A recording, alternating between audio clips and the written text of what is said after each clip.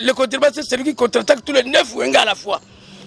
Beaucoup de bonnes choses ont été dites sur lui et sur sa musique, car tous ceux qui chantent, chanteurs par excellence, tous ceux qui jouent du synthétiseur, clavieriste et virtuose, c'est écrit encore très fort, que c'est en imitant sa voix et sa musique qu'ils ont réussi. Des bassons, des hautbois, des trompettes, des saxophones, des cornemuses, des musiciens résonantes, des violons, des violoncelles, des harpes harmoniques et diatoniques, se joue à son réveil. C'est lui le roi, c'est lui le king Kester Emenea. C'était Victoria et comme ebele. Yo ozana mpanzi nini. Ozuma bien que batebele ba comprendre la place parce que ngai rôle nanga ezalaki chargé l'encadrement technique, tactique et stratégie à King Kester Emenea. C'est la tenue portée par le roi Nzingankuvu lors de la négociation de l'abolition des traites des Noirs. Allez, maman les donchars, fango la porte à l'université.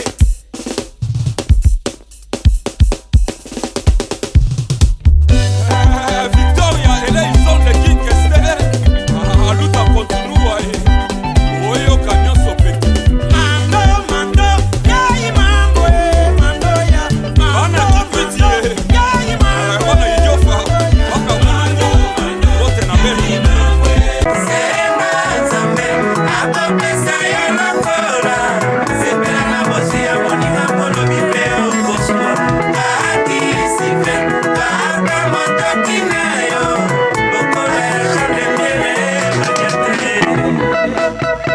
Bonjour fidèles téléspectateurs, bienvenue à vous tous qui nous suivez à ce moment de partout dans le monde. Je vous salue au nom du Seigneur. Vous nous suivez en direct de la meilleure de chaîne B-System TV, chaîne Bemoko, Oyo et Sepisakabino pour votre émission Obolingara Mingi, live de Quinoa, émission Moko, Oyo et Sepisakabino, Oyo Topesakabino, news Yaba Congolais, tout ça bon à Wanaville, province de Kinshasa, capitale Bemoko, Oyo Tonda ambiance, Tonda suspense, Tonda Makambo Belé. Je suis comme ça avec l'une des anciens de King Kester Emenea à contrebasse. Avec lui, nous allons parler de beaucoup de choses. Adam Mutu Oyo, avant d'être King Kester, Ayebi King Kester, et puis Ayebi Victoria, puis Mutu Moko Akola Nasap. Avec lui, je m'en vais déjà saluer mon invité. Et certes, contrebasse. Et certes, toujours. N'a s'appelle Mingi, Nenge Oyeminga Lelo, la belle. Donc, comme on a dit, l'empereur Sa Majesté et ou Altesse l'empereur Napoléon Bonaparte, membre de la délégation Mazantou.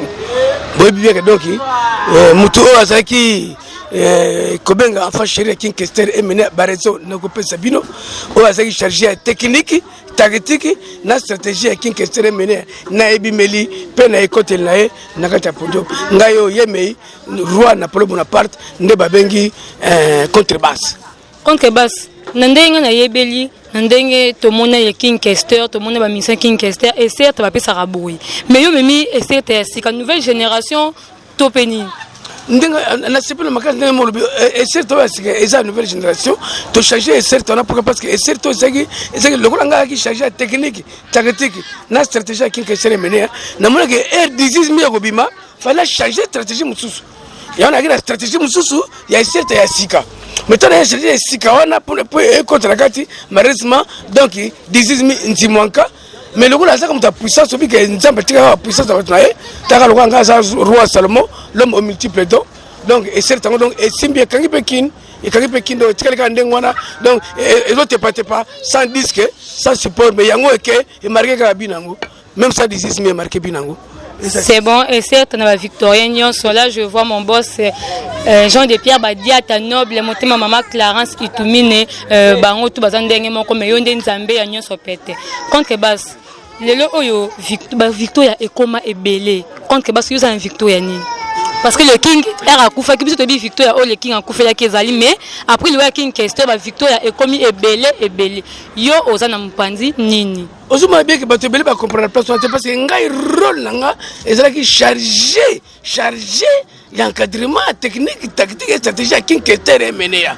Tant que Kester Emenea azate naloba boyeke mutunu surtout oyo akoya kusala perpétuer Victor Lesson n'a bien n'a que soutenir n'a que na sens wana parce que nous tous œuvre biso salaki ndenge mort quand on a créé ce monde à notre image bango bazalate donc nous tous tout on a image wana Kinkester Emelia en tout cas n'a que soutenir yango en bonne forme à une seule condition que na me retrouver na ndenge ngana sali expérience belé boy pour la comme na ba succès lelo na pas que na sali ba combat belé na ko ba tinga na Victor tel yango yoni mtozo lancer appel au requin vers bango to bango débat vers yo.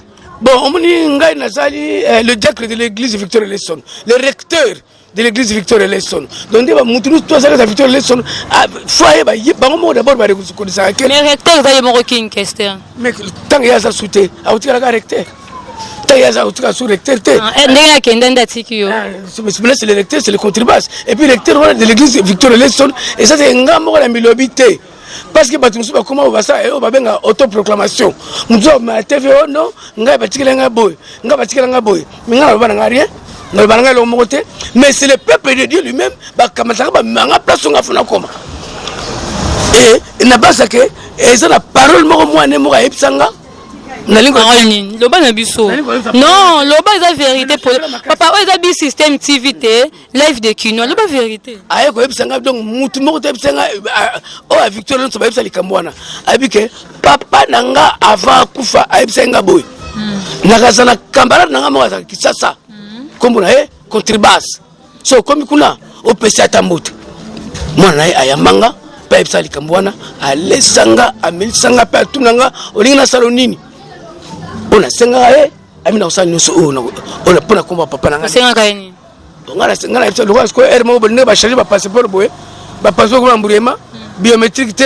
c'est biométrique te nga bon namuni kake yoko tsanga na côté mo so biométrique na côté biométrique depuis mission ya biso pe live de kino eza biométrique Jean de Pierre Badiata mon boss je vous salue et puis tout ça bon on a bandal na rappelé ba on se poser na poto depuis tous les 4 coins du monde entier tout ça bon on a bandal c'est Paris et sika bakunda mutolo ya honorable M Lindous bandal c'est Paris bandal ya ba Paul Mbubi moninga ya Gote Senga bandal na bino yango yo Eder Malundu bandal na bino ya bandal na bino yango yo contrebasse le auto yambio na live de Kinois et émission moko o SPI sakabatu nyos bazana monde entier à travers bi système TV chaîne be moko chaîne be moko oyo SPI sakabatu nyos lelo ola telebiso na style nini bilomba olati ba kombo nango nini ba greffe nini toyoka na munoko na yo moko Jean-Pierre Badiata le noble makamona zo belayo oyebake na batuni surtout basaka ta Victor Lesson et ça la mutu moko babenga Lionel Messi tchaka babu mais mutu moko qui paraît exactement mais lelo na mona yo moko Jean-Pierre Badiata le noble occupé les kamango wana ni na zaboé na linga olba mingi français parce que batwa kangambaka mais c'est la tenue portée par le roi Nzingankuvu lors de la négociation de l'abolition des traites des Noirs à Istanbul entre le roi Yann Carlos de l'Espagne et le roi Léopold II de la Belgique. Nezaboué, Babengo la redingote et la canne de Charles de Gaulle. Taïla mona tia la Charles de Gaulle d'ailleurs pour la voiture redingote nga er na ko bimisa modèle o redingote na ba concours de sap. Pour tous les concours de sap, bien Bolanda ngana gagné. Mutumoko abatara concours atamoko azate. Tangana yoko bimisa siko la redingote de Charles de Gaulle. Yango mona surgana yo be journaliste la belle fille, la belle femme charmante, honorable. Oso la tape modèle oyo bakata liboso na sima mulai. Et yango kasi na rappeler pe un vrai chinois ni dali konga pe ni na tape redongos lokola ya contrebasse depuis Chine commandele nga yango. Donc yango le tisiko na bana basi tout le monde comment redingote parce que le contrebasse a joué modèle redingote pas Charles de Gaulle a même yango na Kinshasa pe comme modèle moko tout le monde a redingote, tout le monde suit le contrebasse. Yango balobi que c'est le contrebasse qui fait la mode au Congo.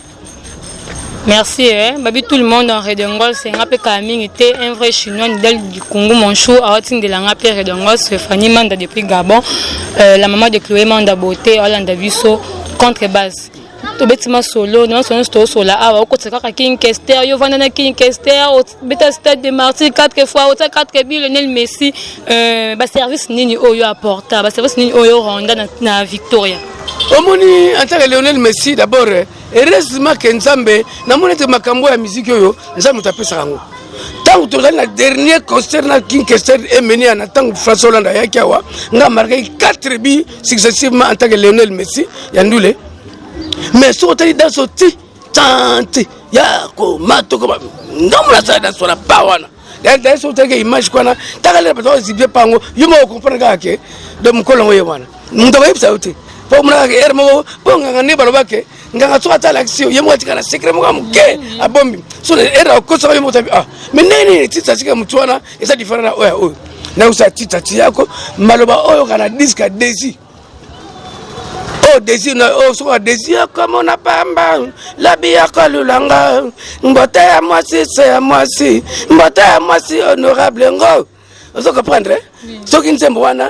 Beaucoup de bonnes choses ont été dites sur lui et sur sa musique, car tous ceux qui chantent, chanteurs par excellence, tous ceux qui jouent du synthétiseur, clavieriste virtuose, c'est écrit encore très fort, que c'est en imitant sa voix et sa musique qu'ils ont réussi. Des bassons, des hautbois, des trompettes, des saxophones, des cornemuses, des musiques résonantes, des violons, des violoncelles, des harpes harmoniques et des toniques. C'est joué à son réveil. C'est lui le roi, c'est lui le king Kester et Menea. C'est lui le roi qui tire sa musique de la divinité. Je prends pour témoin ce vent qui passe et repasse. Donc, on a dit quoi là?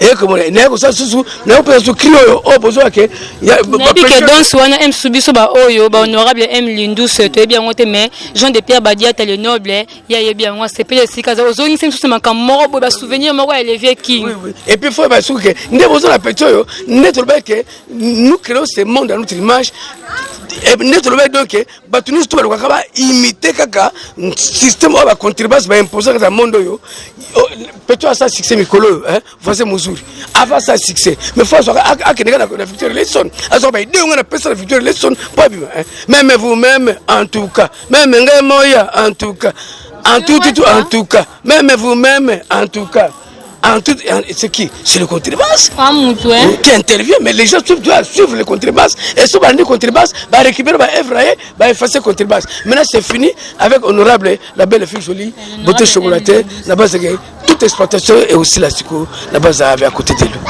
C'est bon contrebasse et c'est un ton sema ki mingi ya kozana contrebasse bo ki ndenge à lobby à s'exprimer pour ya vendre na King Kester et Menea lobby Matali Victoria appelle lobby Matali contrebasse le oyo okoli pe na monde sap oza papa sa père na musique pour vendre pe na ba musicien okoli pe na musique ndenge tozo mona ndenge musique nso kende ba polémique oyo to bosana kala ezongi lisusu ezongi ya kozonga or que bato aza bato moko oyo faut ba servir mo ba conseil mo ba leçon mosusu na ba jeune oyo bazo aimer bango bazongi susu na polémique po na yo ko bani po na polémique oyo ezongi susu na musique na biso oyo marqué tout na kala ndenge musique d'abord pour commencer ngana na so inano na Leslie Brown, la fille du Canada, on a fait sa mbote Leslie Brown, place au Canada. La belle fille Leslie Brown, aloba yango ke contrebasse comme on n'a pas cité, na mon net que biso to poli. Mission la biso azo se permettre à dans le rythme kaka wa West africain pour abeta po ya vivre. Ante biso sa musique na biso. Mission na. Hein?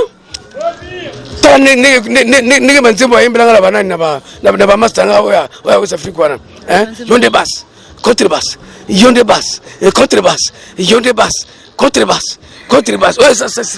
Mon grand frère est Jasmine Sendo qui contrebasse. On comprend non hein? Ba master nga ba manga dar.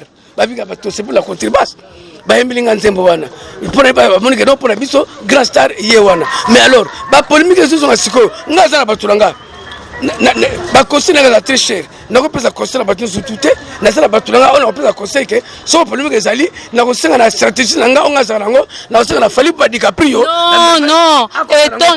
étant doyen na musique mukolo okoli conseil faut pesa na bato nyonso non pas conseil c'est apprendre ou à laisser non oui il faut conseiller bato nyonso c'est que moi parti pris que Fally so peut faire non conseil moko est général oya kozwa zui limbisa so la référence que la parti pris à Fally DiCaprio mais ko limbisa nango mais na boke pour la bato nyonso nga limbisa te ba fan bato ndé ba limbisa nga za engagement normal na ba sentiment que la Fally DiCaprio la fait alors siko mais na a conseil nous comment voulez-vous bonjour sur le logo c'est la kala nous sommes en train d'avancer non toujours progresser ma polémique et c'est la kala ba ko so même ça peut produire rien tant on peut yum toujours sango o dinda penango keba pas de parce que so sango ba grand prêtre la polémique logo biso ba contribuer to contre-attaquer tous les 9 fois à la fois tant to contre-attaquer yo ba biso te gabi que le contribuer c'est celui qui contre-attaque tous les 9 fois à la fois parce que polémique est là so yena on nanga sous so mtu la contribuer c'est ko contre-attaquer yo mo te carrière le aussi là ko conseil kaka biloko akala inutile ezonga sous que to projet musika to lutter to ndenge nini ba musique ba West Afrique ya ba Nigeria ba nani ba to doubler ba biso ndenge to sa poto matériel la bango parce que musique de biso c'est comme toute l'Afrique dans le monde entier voire même donc la Victor Lesson c'est le plus grand orchestre du mouvement pour démontrer que Victor est un grand orchestre on a fait des grands travaux on a guitariste biso moko abeta kaba Michael Jackson est-ce que mon 8 kilo te pas et pas Janet Jackson so 8 kilo te pas Janet Jackson nga mon a chanter pop na we are the one, we are the children, we are the ones who make a better day, so let's start going. D'ailleurs, ça que Michael Jackson, normalement, passe par terre la Michael Jackson, lors de la traite des Noirs, ben on découvre que à autre village de Bissau. Donc pour nous, on va voir Michael Jackson avec beaucoup d'essence. C'est que au-delà de comme Michael Jackson des sons, hein. Des sons. On a découvert au Congo un garçon qui danse à la même vitesse que Michael Jackson. C'est vrai ça. Mais oui, et il savait pourquoi. Parce que il vient de notre mon village. De notre village. C'est quoi le compte que Bassi le dit que on est combien rythme à Michael, on est combien rythme à Michael Jackson. Bah ban so ba kolanda biso Fanny Manda El Patron na zolanda biso Raoul Manda na Angola, ba zolanda biso. Ba pour ça peut obina ba mo ndenge ni on bande ko bina. Mais nos artistes professionnels. Télé mobina. On a fait minité, na obina ga mo muke parce que idéologie.